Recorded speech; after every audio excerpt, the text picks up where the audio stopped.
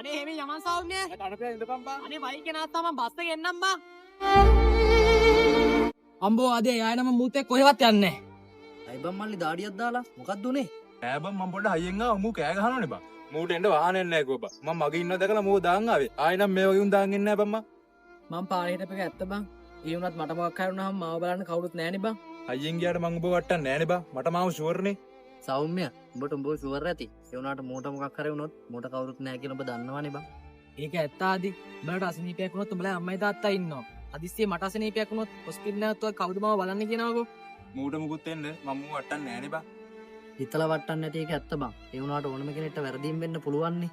ඔබ පොඩ්ඩක් හිතලා බලහන්කෝ. ඔබ නිකමට හරි වැටුණා නම් මූට මොකද වෙන්නේ? ඔබට මොකද වෙන්නේ? උඹලා දෙන්නට තුවාල වුණාම කොච්චරනම් ඉඳවන්න වෙයිද? තුවාල වෙන්න නැතුව වෙන මොනවා හරි වුණා නම් උඹලා ගෙදර මිනිස්සු කොච්චර දුක් වෙයිද? ඔව් ආදි. අන්නේ හේතු නිසාම තමයි මම මුන්ට හෙමින් යන් කිව්වේ.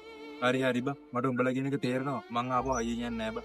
ඒක තේරුම් ගත්ත එක නම් ලොකු දෙයක් බං. අනික මේකත් මතක තියාගන්න. ඇස්ලේටරේ අහු වෙන තැනකට බ්‍රේක් වදින්නේ නැහැ.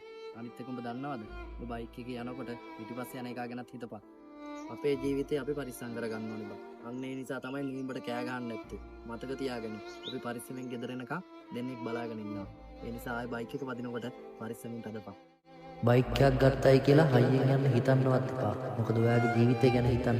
ඒ වගේම තමයි බයික් එකේ පිටිපස්සේ යන කෙනාගේ ජීවිතය ගැනත් හිතන්න. අපිට බයික් එක කොච්චර ෂුවර් වුණත් වරදින්න එක තප්පරයක් ඇති. පරිස්සම් වෙන්න.